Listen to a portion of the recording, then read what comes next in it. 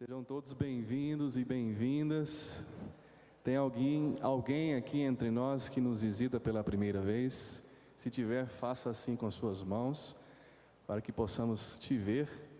Legal, legal. Sejam bem-vindos, bem-vindas. Hoje é uma noite que Jesus pode fazer algo diferente na sua vida. Você crê nisso? Você crê que Jesus está aqui entre nós e que Ele te conhece, Ele sabe quem é você, Ele conhece a sua realidade e Ele pode tocar no seu coração nesta noite. Ele pode falar contigo, Ele pode mudar a sua história. Nós estamos iniciando aí, nós estamos hoje no segundo domingo do mês de janeiro, no segundo domingo de 2023. Então tem muita água para rolar ainda, muita coisa para acontecer.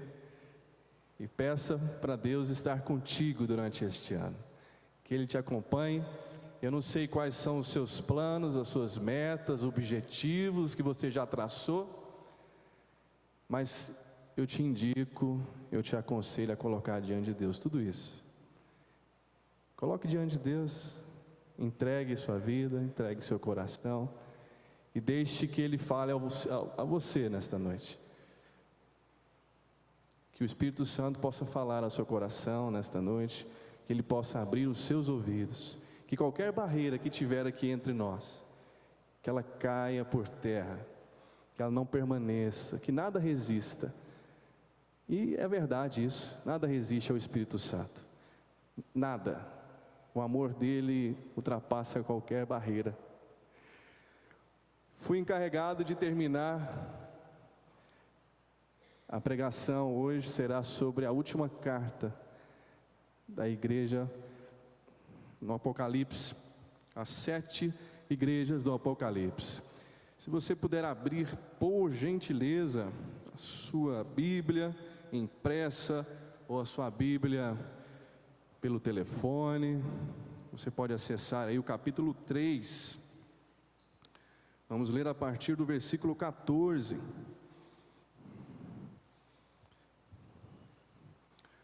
Eu te aguardo, não tem problema nenhum, viu? Todos acharam aí? Para quem não sabe, é o último livro da Bíblia, viu, gente? Tranquilo? Acharam? Amém?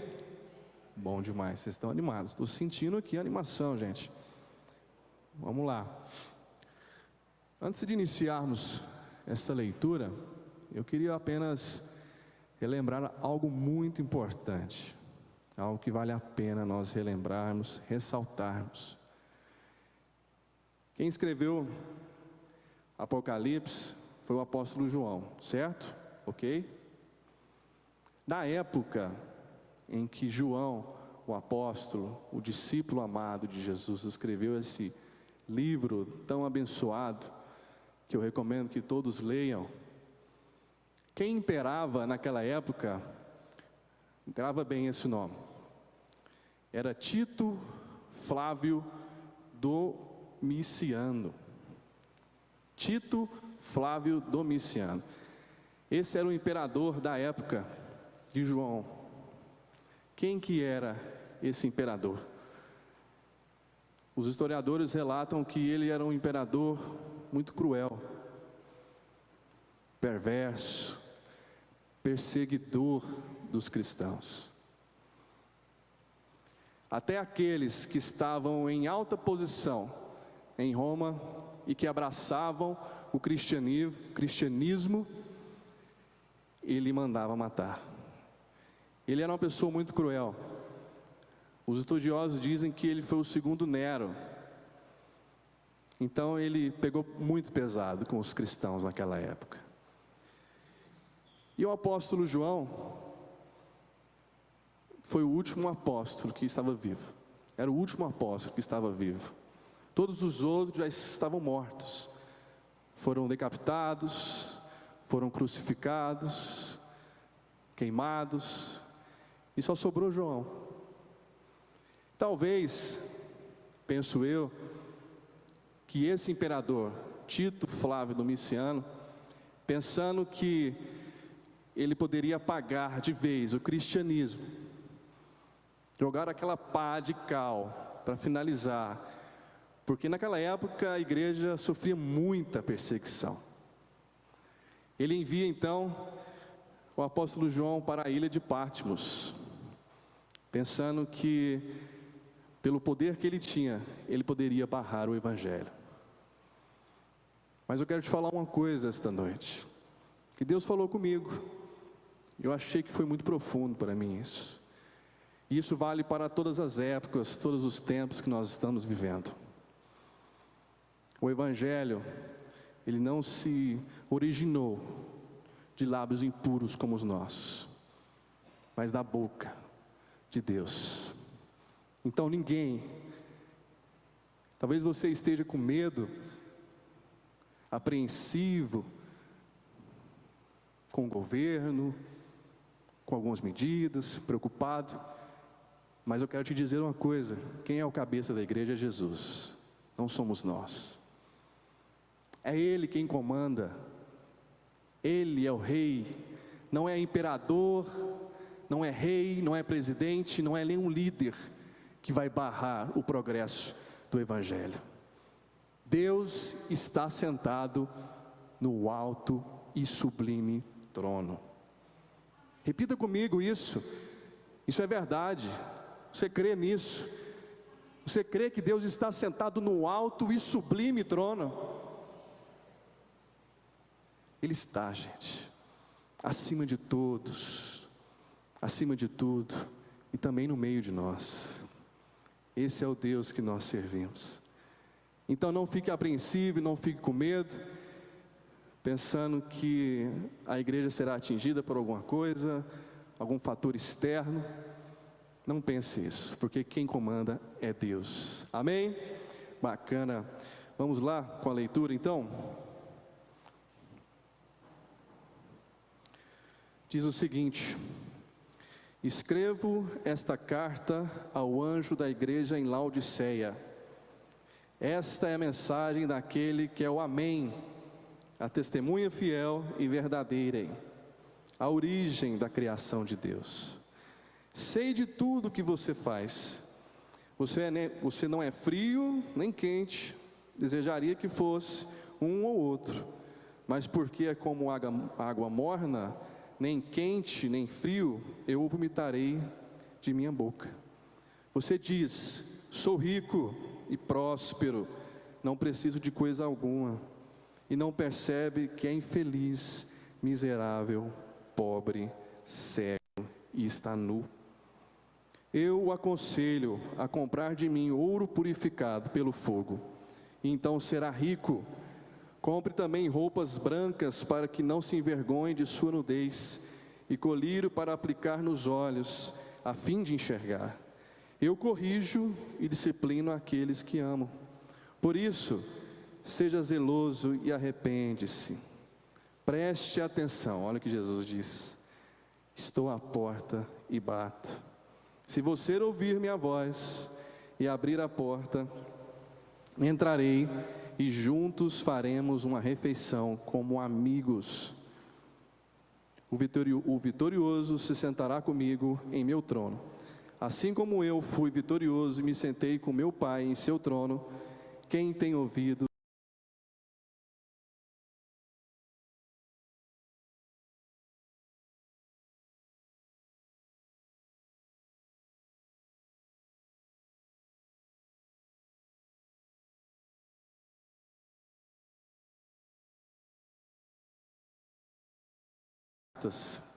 para as igrejas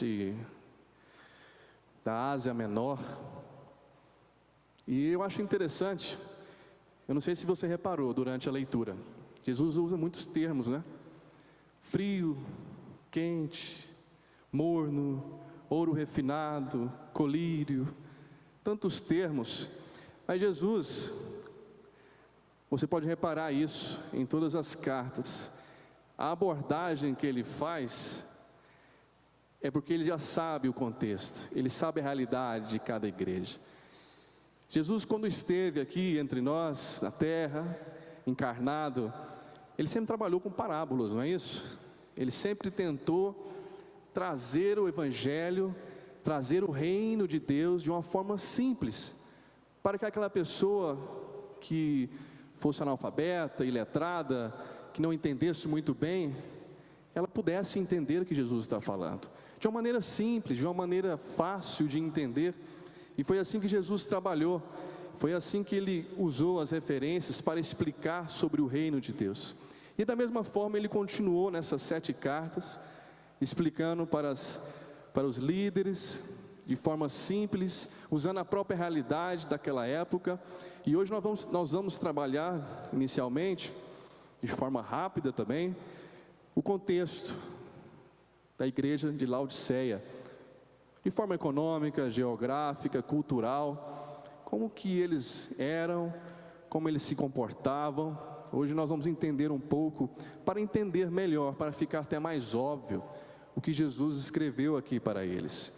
E você repara que em todas as cartas, depois que Jesus sauda a igreja, e ele fala sobre ele sempre diz: eu sei de tudo o que você faz, conheço as suas aflições, conheço o lugar onde você mora. Ele fala isso para a igreja de Pérgamo, né? Eu conheço o seu contexto, eu sei onde você mora. E Jesus sabe mesmo, gente. Às vezes você pensa durante o seu dia, durante a sua semana, que Jesus está alheio, que Jesus está ignorando, que Jesus não está nem aí para a sua realidade, para o seu contexto, onde você trabalha, onde você vive, na sua casa, onde você estuda, onde você vai. Saiba de uma coisa: Jesus está de olho em você o tempo todo, e Ele conhece tudo da sua vida, todos os detalhes, os mínimos detalhes Ele sabe sobre você. Eu te faço uma pergunta hoje: por que 7 igrejas? Por que 7 igrejas? Foram escritas para 7 igrejas. Olha, sem colar aí, eu quero perguntar para vocês que acompanharam os estudos das 7 igrejas, vocês sabem me dizer o nome de todas as igrejas? Até aqui? Não é uma pergunta retórica, viu, gente? Vocês podem falar. Vocês lembram? Qual a igreja que inicia? Éfeso. Vamos lá, hein? O pastor ganhou um ponto já. Como é que é? Esmirna. Vamos lá, continua, gente. Não pode colar não, viu? Estou de olho aqui em vocês. Pérgamo, o que mais? Vamos lá. Pera aí, ixi, gente. Como é que é o negócio aí? Sardes, o que mais? Filadélfia. Laodiceia. Laodiceia é a última igreja, certo? Completando 7 igrejas. Alguns estudiosos dizem, você pode até reparar isso no livro de Apocalipse, a letra 7, ela é usada 54 vezes no livro de Apocalipse. 7 igrejas, 7 estrelas, 7 espíritos, 7 selos e etc. O que significa o número 7? Vocês sabem? Qual que é o significado do número 7? Perfeição, obrigado, Rose. Totalidade, não é isso? Então, segundo os estudiosos, as 7 igrejas abordam todas as igrejas que nós já conhecemos, de todos os tempos, de todas as épocas. Ela aborda todos os problemas. Jesus expõe todos os problemas possíveis que as igrejas podem enfrentar. Então, por isso, essa igreja hoje, Laodiceia, você pensa assim: nossa, está tão distante, foi escrita há tanto tempo, será que ela vale para hoje em dia ainda? Ela vale, gente. Todas as igrejas, todas as cartas que foram enviadas, elas são bem atuais. Elas são bem atuais. Então, fique bem atento. Vamos continuar conversando sobre essa epístola, sobre essa carta.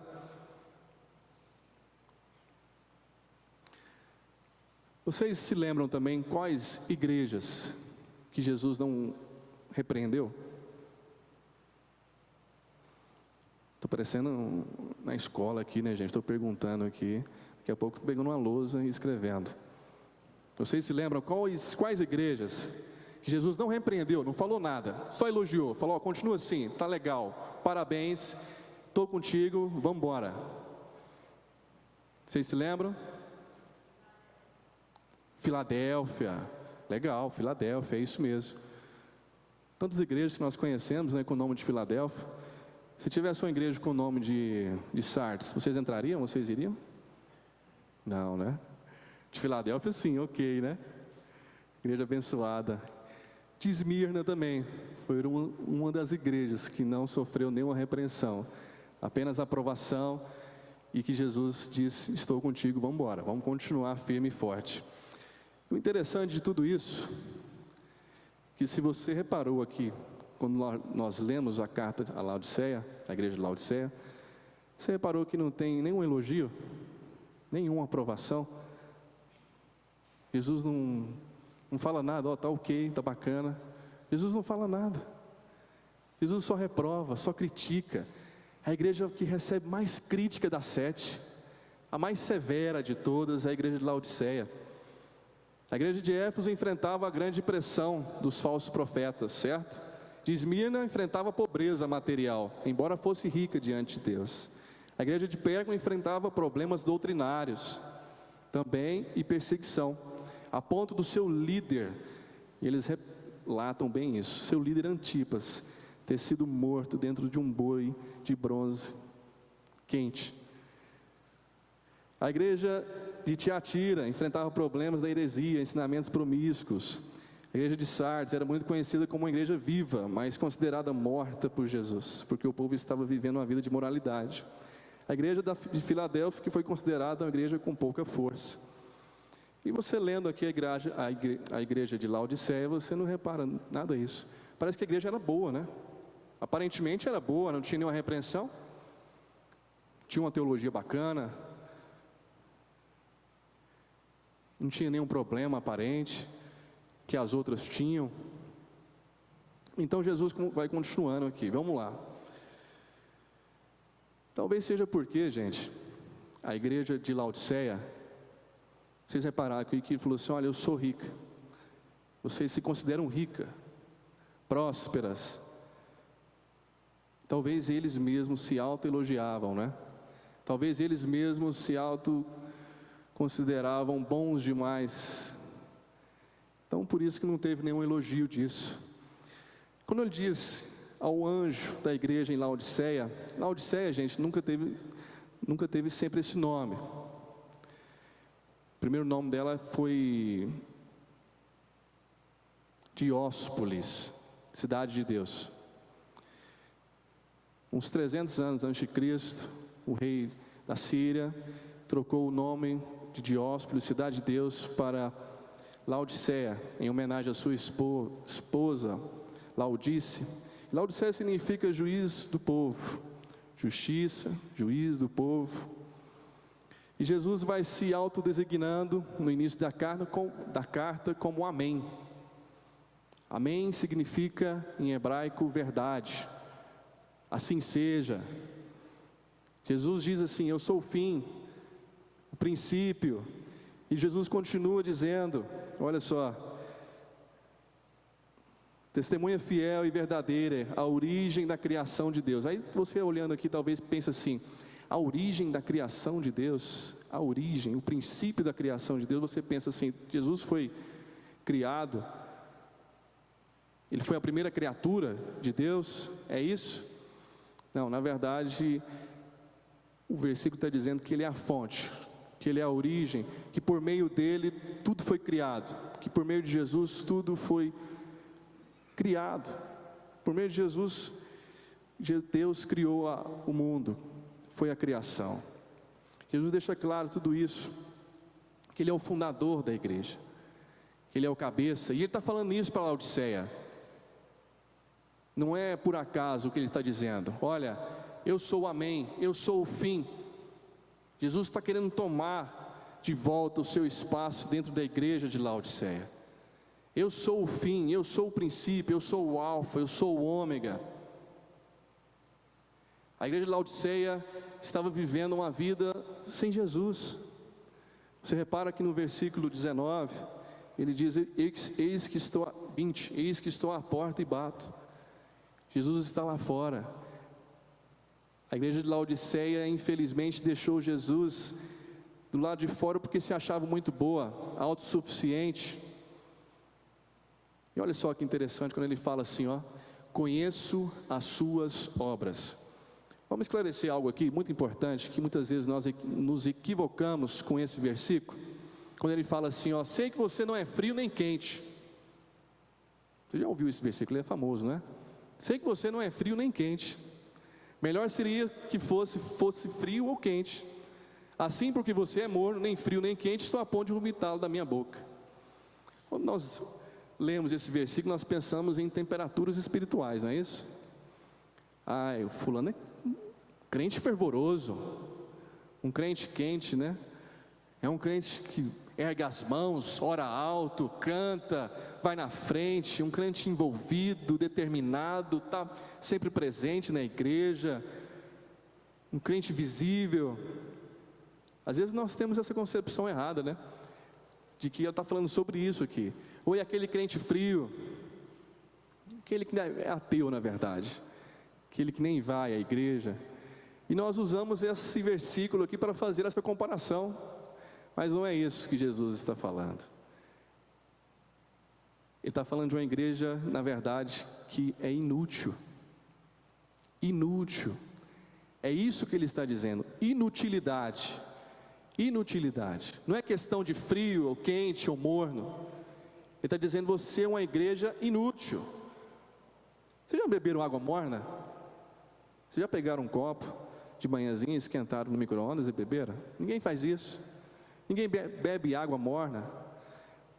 Água morna te induz ao vômito, causa náusea. E a história é o seguinte: Laodiceia ficava num vale. Próximo dela ficava uma cidade chamada Hierápolis. Hierápolis tinha águas termais, águas que eram consideradas na época medicinais, águas que eram usadas pelos médicos para curar os feridos, para ajudar as pessoas. Em Colossos, um pouco perto também, tinha água fria, água pura, cristalina, que era boa para beber. E ele faz essa comparação. De Hierápolis saía uma água quente nos aquedutos que Roma tinha construído para chegar até Laodiceia. A água saía quente de lá, certo? Chegava morna lá. E água morna a gente não bebe, não tem muita utilidade. E Jesus faz essa comparação. Vocês estão entendendo que Jesus ele aborda a realidade presente daquela época? E ele fala: olha, vocês são mornos, vocês são inúteis, vocês não são bons nem para beber como a água de Colossos, que é fria, cristalina, potável, e nem água quente de Hierápolis, que é boa para fins medicinais. Então Jesus faz essa comparação sobre inutilidade. É o primeiro ponto que nós estaremos abordando aqui nesta noite. Inutilidade. Igreja morna, igreja que não serve para nada. Quando Jesus reúne com os seus discípulos no Sermão do Monte, ele diz: vocês são sal, vocês são luz. Ele não está dizendo vocês serão, vocês já são. E o sal insípido, o que ele faz com o sal insípido? Joga na terra, joga fora, que é pisado pelos homens. É inútil. O sal insípido, ele está dizendo: você é minha discípula, meu discípulo, meu fiel seguidor, você é sal, você é luz, não seja inútil para a minha obra. Isso é tão sério que Jesus usa o termo de vômito. Ele não dá conta. Ele não dá conta de segurar um cristão que não faz nada, um cristão que não é ativo, um cristão que é útil dentro da igreja. E Jesus continua no versículo 17. Ele diz: para a igreja: estou rico, adquiri riqueza e não preciso de nada. Não reconhece, porém, que é miserável, digno de compaixão, pobre, cego e está nu. Quando a igreja diz: estou rica, próspera, sou autossuficiente, tenho dinheiro demais, não preciso de ninguém, o rico pensa isso. Ele pensa que o patrimônio dele vai assegurá-lo do dia de amanhã. Ele pensa que o dinheiro que ele tem, que ele arrecadou, que ele juntou, vai garantir para ele um amanhã. Mas não é verdade isso. E essa cidade de Laodiceia tinha 3 pontos importantes que a valorizava. Era um grande centro bancário, financeiro, uma cidade rica, que tinha muito dinheiro, uma população rica. Certamente os membros da igreja de Laodiceia eram membros ricos, pessoas que tinham dinheiro. E uma curiosidade para vocês: em 60 anos depois de Cristo, Laodiceia sofreu um grande terremoto, de proporções gigantescas, a ponto de destruir quase toda a cidade. Sabe o que eles fizeram? Eles não pegaram dinheiro público, eles não pediram ajuda para o governo para reconstruir a cidade. Eles mesmos se juntaram, os ricaços, os milionários, aqueles que tinham muito dinheiro. Falou assim: vamos juntar e vamos reconstruir essa cidade com recurso próprio. Olha o ponto de riqueza, uma cidade opulenta, muito rica, tinha muito dinheiro. Vai pensando aqui comigo, a igreja estava tomando a cara da cidade, e é assim que nós devemos ser? A igreja tem que tomar a cara da cidade, tem que se transformar no perfil da cidade? Ou nós que devemos influenciar a cidade? Ou nós, como cristãos, devemos transformar a nossa cidade, onde nós estamos? Eu me lembro da viagem que você fez, pastor Weber, para o Haiti, depois daquele terremoto que teve, de grandes proporções, tantas pessoas morreram naquele terremoto. E como o Haiti teve ajuda, externa, como teve ajuda para poder se reconstruir, para poder se levantar, se reerguer, e parece que todos os esforços ainda eram poucos, Agora você pensa, uma cidade que depois que sofreu um terremoto grande, ela mesma se reconstrói com o dinheiro que tem, o dinheiro próprio que ela tem. Laodiceia também possuía uma grande indústria têxtil. Eles tinham uma lã negra, brilhante, que só eles produziam no mundo inteiro. Então eles se orgulhavam, eram orgulhosos, eram ricos, se orgulhavam da vestimenta, das indústrias de vestimenta que eles tinham. Imagina só, Laodiceia é considerada hoje como Milão, Nova York, esses grandes centros de moda. Uma cidade que se orgulhava demais de si, uma igreja que se orgulhava demais de si, de aparência, de vestimenta refinada. E o terceiro ponto: eles tinham um grande centro médico especializado em oftalmologia. Eles tinham que eles chamavam na época um pó frígio, que era medicinal. Era tanto usado para os olhos quanto para os ouvidos. Então, se você for pensar no contexto geográfico de águas mornas, águas quentes, cultural, financeiro, econômico da cidade, era uma cidade e uma igreja autossuficiente. Era uma igreja que não pensava em Deus, não precisava pensar. Qual o problema que ela estava passando ali?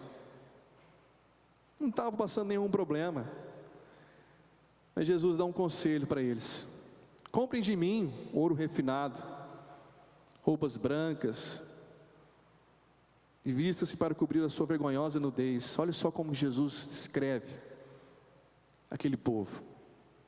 E compre colírio para ungir os seus olhos e poder enxergar. Jesus faz referência, né, a esses 3 pontos que eu acabei de falar. A roupa, eles se achavam ricos demais, colírio que eles tinham para enxergar, só que eram cegos espiritualmente. 4 problemas gravíssimos que essa igreja tinha. 4 problemas gravíssimos que essa igreja tinha. E que talvez a nossa também tenha. E talvez a nossa também tenha.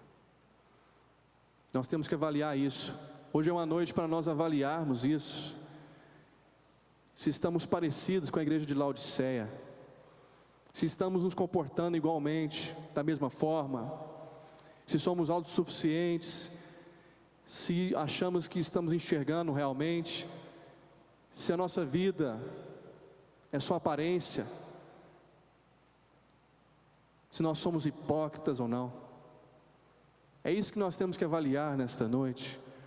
Como Jesus está expondo, escancarando para essa igreja: vocês são pobres, cegos e nus.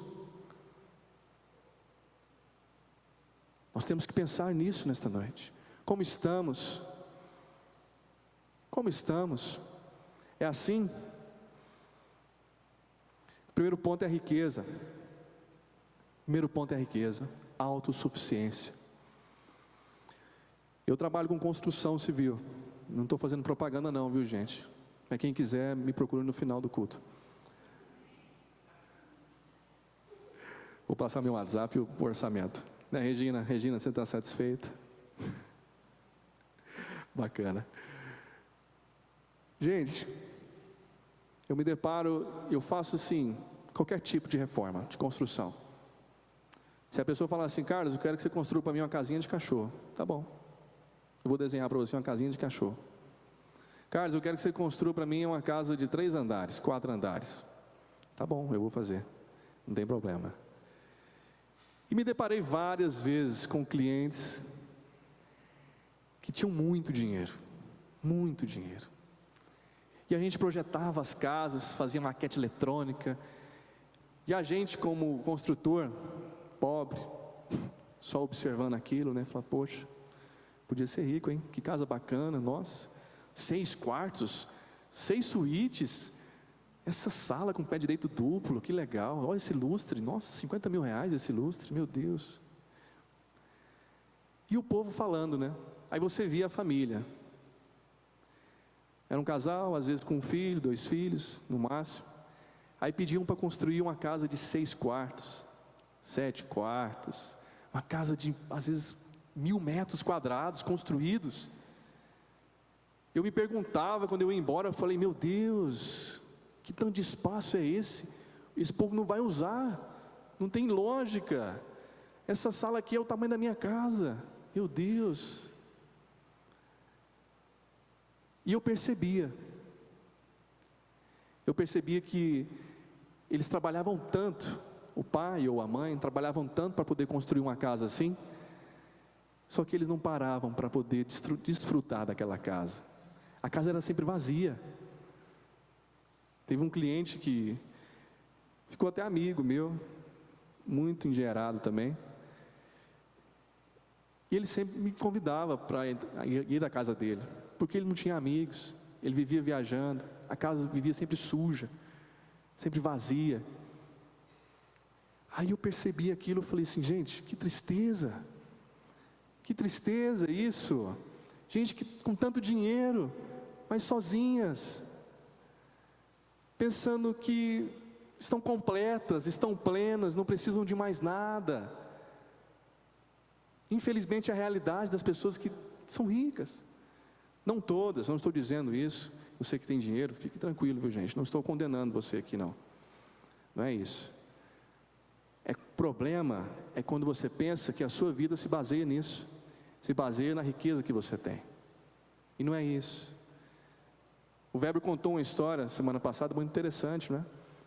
Da mulher que trabalhava na casa de uma pessoa rica, e a mulher que trabalhava, acordava cedo, ia embora tarde, trabalhava o dia inteiro, e ir embora feliz para casa, ir embora completa, porque ela tinha Cristo, sim, porque ela era feliz com Jesus, enquanto a outra, infelizmente, estava mal, acordava tarde, bebia remédio, não estava bem, não estava feliz.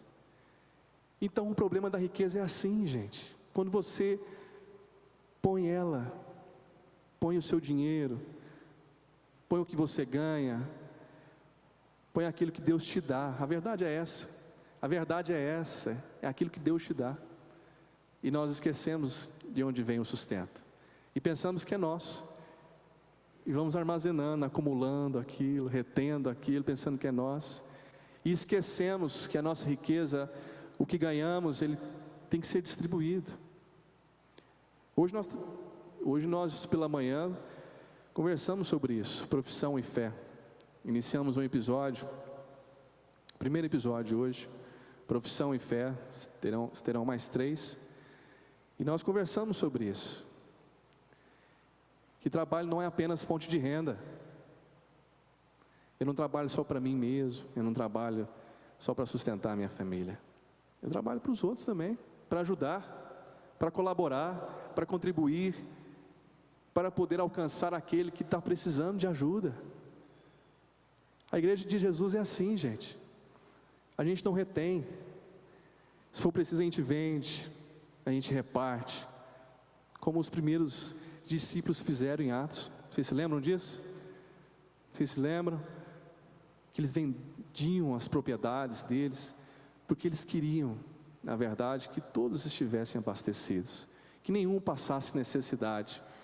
E às vezes nós estamos aqui na igreja, gente, hoje, 2023, dia 8, e nós estamos ignorando o próximo, e estamos com o pão que Deus nos deu, e não repartimos.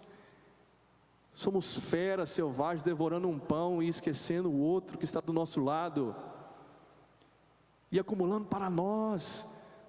Somos verdadeiros glutões, engordando, comendo, acumulando, e esquecendo daquele que precisa. Esse era um dos problemas da igreja de Laodiceia, pensava nela mesmo, eram egoístas, se apoiavam no dinheiro que ganhavam, e não pensavam em momento algum em Deus. Talvez hoje seja a sua realidade, talvez seja hoje a sua realidade, como você está vivendo, onde você está se apoiando. Você se apoia nos seus próprios recursos, você se apoia no seu trabalho, se apoia na decisão do seu chefe, do seu patrão, e às vezes você tem que se submeter a algumas coisas, ser transigente em algumas coisas, que você fica meio amedrontado, pensando assim: se eu não fizer isso, eu posso perder meu emprego. E você confia em homens, confia em decisões de homens, esquece que o verdadeiro provedor é Deus. Às vezes nós nos esquecemos disso, e eu me esqueço disso. Tem hora que, durante o meu serviço, durante o meu ofício, eu recebo propostas que eu sei que são erradas, mas eu fico com medo. Eu falei assim: gente, se eu recusar isso aqui, parece que não vai completar no final do mês a renda. Como é que vai fazer isso, hein? Como é que eu vou conseguir para completar? E a gente pensa isso, a gente fica em dúvida. Só que a gente se esquece. E Jesus está aqui hoje para te lembrar: eu sou o seu provedor, é eu que abasteço a sua vida, eu sou a sua riqueza. Não acumule, ele não fala isso, não acumule tesouro aqui na terra, onde os ladrões podem roubar, as traças podem enferrujar teu ouro. Acumule lá no céu, invista no céu. É isso que você tem que fazer hoje, a partir de hoje. Se você não está fazendo ainda, a partir de hoje, acumule tesouros no céu. Não se apegue ao seu patrimônio, não se apegue à sua riqueza. O segundo ponto é a hipocrisia, a aparência que a igreja tinha. se orgulhava da sua vestimenta, da sua lã negra e brilhante, que os outros não tinham. E esse é um fato que todo mundo percebe hoje, qualquer um pode fazer essa leitura. Redes sociais, todo mundo vive de aparência, né? Você vê aquela pessoa, você fala assim, é isso mesmo? Nossa, minha vida não parece muito boa não. Quando você olha aquelas fotos. Mas é uma característica da nossa sociedade. Aparência, hipocrisia, fazemos coisas que na frente dos outros e depois nós fazemos outras. Queremos manter nossa imagem, queremos estar em destaque, em evidência. Somos hipócritas, falsos, como essa igreja de Laodiceia. Infelizmente, nós vivemos de aparências muitas vezes. Aparentamos muitas vezes coisas que nós não somos. Nós não somos. E mantemos isso a qualquer custo, parece. Infelizmente é assim. E o terceiro ponto é a inutilidade, Como eu tinha dito, igreja morna, sem utilidade. Você sendo sal, onde você for, você tem que pulverizar, você tem que dissolver, você tem que saborear onde você está. Você tem que ser luz, você tem que estar no lugar apropriado para iluminar o máximo que você conseguir. E nós esquecemos, nós abnegamos isso, prevaricamos. Infelizmente, nós não somos luz, nós não somos sal, nós somos uma igreja morna, inútil, não fazemos diferença nenhuma. Não fazemos diferença nenhuma onde nós estamos, na nossa região. Nós ignoramos lá fora, fechamos as portas. Essa é a realidade da igreja de Laodiceia. Inútil, mas aparentemente boa, com bancos confortáveis, ricos, prósperos, se preocupando apenas com eles mesmos. E a cegueira é a última, quando Jesus fala: eu vou te dar o colírio que você precisa. Eu vou dar o colírio que você precisa, porque você está cego, e você não está enxergando. Você não está enxergando a sua nudez, a sua pobreza, você não está enxergando isso. A sua autodependência, você não está enxergando isso, mas eu vou te dar um colírio. E eu quero esse colírio hoje, viu gente?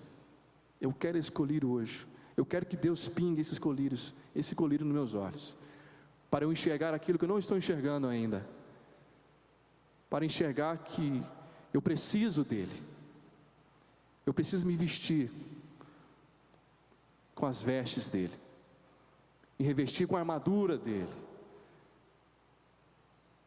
Eu preciso desse colírio hoje à noite, e acredito que você também precisa desse colírio hoje, para Deus abrir os seus olhos, para enxergar aquilo que você nunca enxergou, para enxergar a sua realidade, o seu contexto, onde você vive, o que você está fazendo, o que você anda fazendo, para enxergar a sua hipocrisia, olhar no espelho, se olhar e olhar para Deus.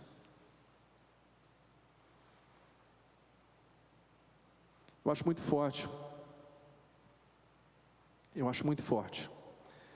essa última parte. Jesus diz: eu repreendo e disciplino aqueles que eu amo. Jesus não desistiu da igreja de Laodiceia. Ele não desistiu. Ele está dizendo: eu amo vocês. Eu amo vocês. Apesar de vocês me deixarem fora da minha própria igreja. Porque ele diz: eis que estou à porta, estou batendo. Vocês não estão me ouvindo? Que eu estou lá fora. Abra a porta para mim. Abra a porta para mim nesta noite, deixe eu entrar aqui e aplicar o colírio nos seus olhos. Deixe eu entrar aqui, deixe eu ceiar com você. Ele diz isso.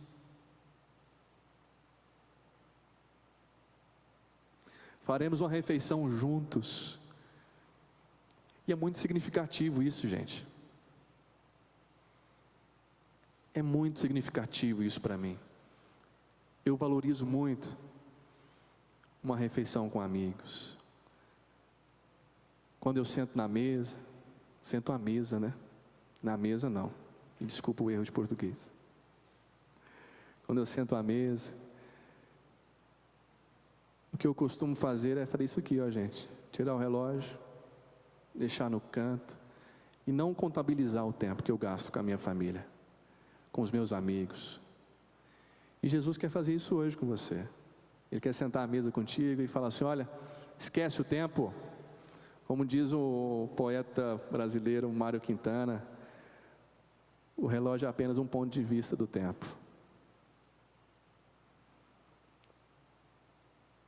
Deixe seu relógio de lado. Não cronometre o tempo que você está aqui pensando: nossa, eu preciso ir embora. Amanhã a semana vai ser corrida, tem muita coisa para eu fazer. Tem muita coisa para eu fazer ainda. Tem coisa que eu não entreguei, eu preciso entregar. Tem cliente amanhã cedo para ligar. Não é? Ou é só eu que penso isso? Tenho certeza que você pensa isso também. Mas hoje é uma noite para você esquecer um pouco do tempo. Porque Jesus está lá fora. E Ele quer entrar aqui nesta noite. Ele quer entrar aqui nesta noite e falar contigo. E falar que você depende dEle. Sem mim nada podeis fazer. Não é isso que Ele fala? Vocês precisam de mim. Não é a riqueza? Não se apoie na riqueza. Se apoie em mim. E enxergue somente a mim. Eu vou te vestir, meu filho. Você está nu. E eu vou te vestir nesta noite. Vou te colocar de pé. Você é querido, você é amado por mim. E se eu estou te repreendendo nesta noite, é porque eu te amo. É o que Jesus fala para a igreja de Laodiceia. E é o que Ele fala para nós nesta noite. Se eu estou te repreendendo, se eu estou te alertando, é porque eu amo você. É porque eu quero estar com você. É porque eu quero ceiar com você. É porque eu quero estar à mesa com você. E quando estamos à mesa, as coisas vão se organizando, vão se acalmando. Você esquece do tempo, a conversa vai rolando. Não é? Não é assim que funciona? Quando você senta com seus amigos, com a sua família, a conversa é boa. Naquele almoço de domingo, quando você se reúne, você nem vê a hora passando, você olha assim: nossa, já são 3 horas. Meu Deus, o tempo passou rápido demais. Mas estava boa a conversa. Saí mais leve daqui. Saí melhor. E você não pode sair daqui desta noite melhor. Tem que sair muito melhor daqui. Amém? Se levante, por gentileza.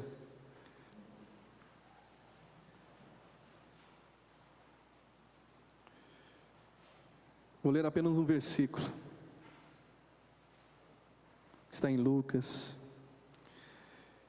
Os discípulos perguntam uns para os outros: não estavam ardendo os nossos corações dentro de nós, enquanto Ele nos falava no caminho e nos expunha a Escritura?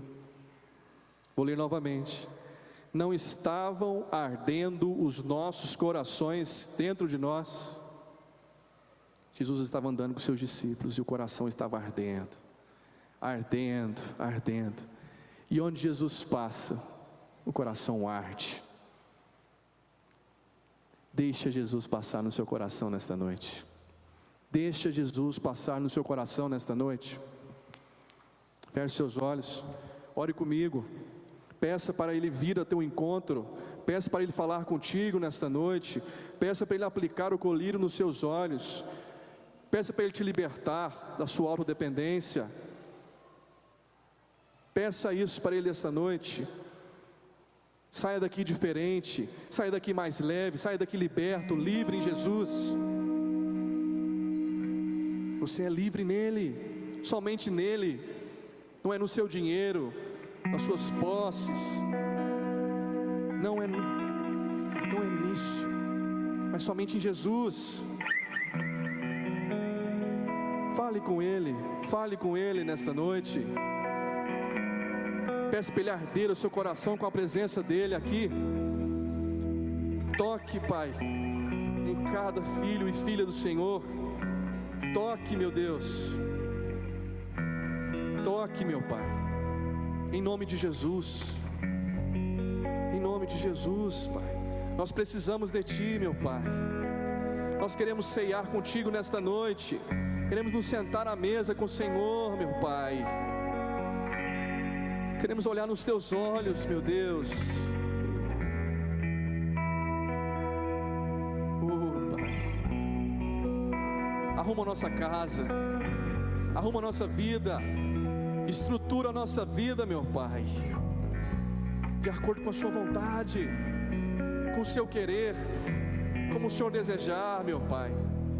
Nós declaramos nesta noite, nós somos dependentes de Ti, meu Deus, precisamos do Senhor, precisamos, Pai, em nome de Jesus, Pai, é minha oração, junto com os meus irmãos, Pai, nós declaramos, precisamos de Ti, meu Deus. Entre na sua casa, entre na sua igreja, meu Deus, e passeie entre nós, em nome de Jesus, Pai, é minha oração, amém, Senhor.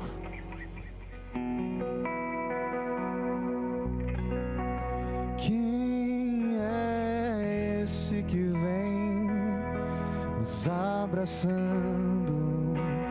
Quem é esse que vem nos constrangendo com o olhar? Ele é tão sábio, ensina em amor. Ele é tão manso, cuida dos corações. Quem é esse que vem nos abraçando? Quem é esse que vem nos constrangendo com o olhar? Ele é tão sábio, ensina em amor.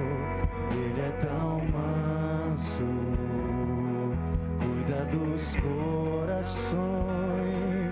Ele entrou em casa, Ele está à mesa, Ele nos observa, sabe que o esperamos, e ao partir o pão, os nossos olhos se abrem e reconhecemos quem Tu és. Ao som da Tua voz, os nossos corações queimam de amor, queimam de amor. E ao partir o pão, os nossos olhos se abrem e reconhecemos quem Tu és. Ao som da Tua voz, os nossos corações queimam de amor, queimam de amor. Nós arrumamos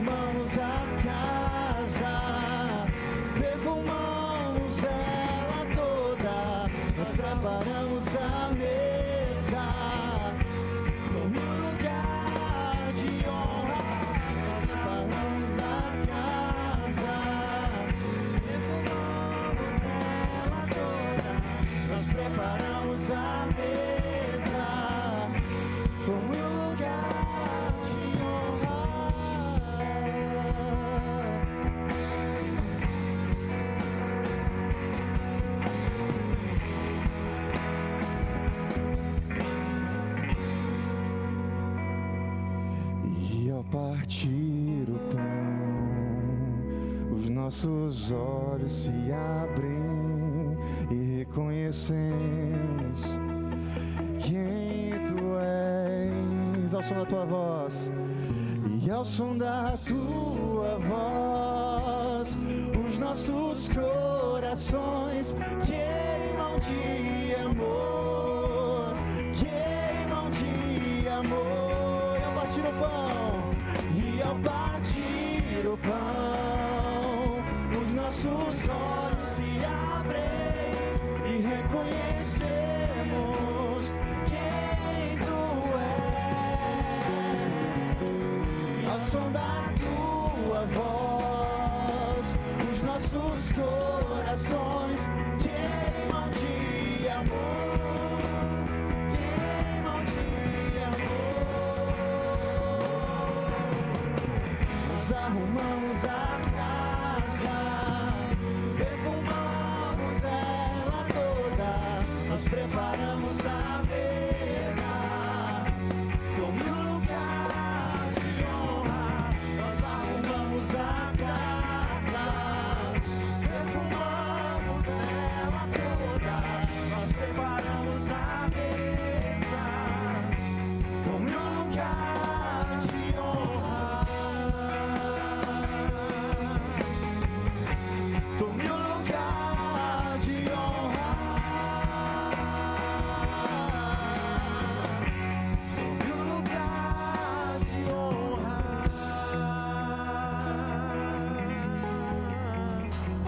Louvado seja o teu nome, Senhor. Toma o teu lugar nas nossas vidas, Senhor. Toma o teu lugar, Pai, na minha vida, na vida do meu irmão, da minha irmã que está aqui, Pai. O Senhor está à porta e bate. E se o Senhor está à porta é porque o Senhor não está dentro.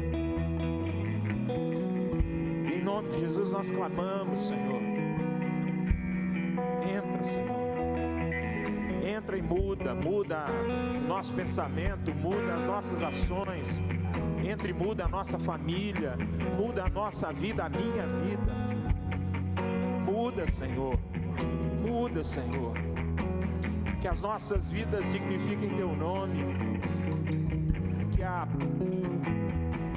presunção, a arrogância dê lugar à humildade, do reconhecimento de quem o Senhor é, de que sem ti nós não somos nada, nós não podemos fazer nada, nós dependemos do Senhor, Pai. A nossa força diante de ti não é nada, porque é a força do Senhor que nos aperfeiçoa. É a força do Senhor que nos mantém de pé. Nós somos incapazes de permanecer diante das dificuldades, Pai. Por isso eu clamo, entra assim na nossa casa, Senhor. Transforma as nossas vidas, transforma a nossa família, transforma os nossos relacionamentos, Pai. Como nós precisamos do Senhor. Que os nossos olhos possam ver o Senhor, que nós possamos discernir o Senhor, que nós possamos enxergar o Senhor. Essa é a minha oração, é a nossa oração nessa noite, Pai. Que nós possamos reconhecer quem somos e reconhecendo quem o Senhor é. Quanto mais perto do Senhor, maior clareza nós teremos também para saber quem somos. Por isso muda o nosso olhar, Senhor. Em nome de Jesus eu oro, Pai. Em nome de Jesus. Em nome de Jesus nós oramos, Senhor. Em nome de Jesus. Ele entrou em casa, Ele está à mesa, Ele nos observa, sabe que o esperamos, e ao partir o pão, os nossos olhos se abrem e reconhecemos quem tu és, e ao som da sua voz, e ao som da sua voz, os nossos corações queimam de amor, queimam de amor. E ao partir o pão, os nossos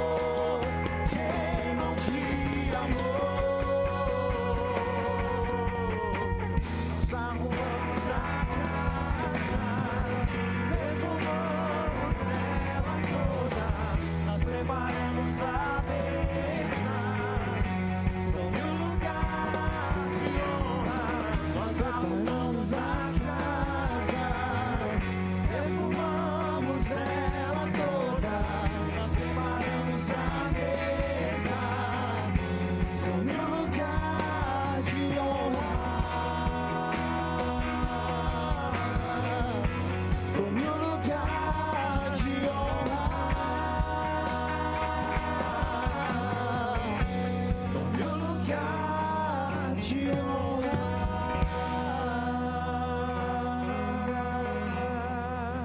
Você pode aplaudir ao Senhor, que é digno sim de todo louvor, de toda honra e toda glória. Aleluia, aleluia.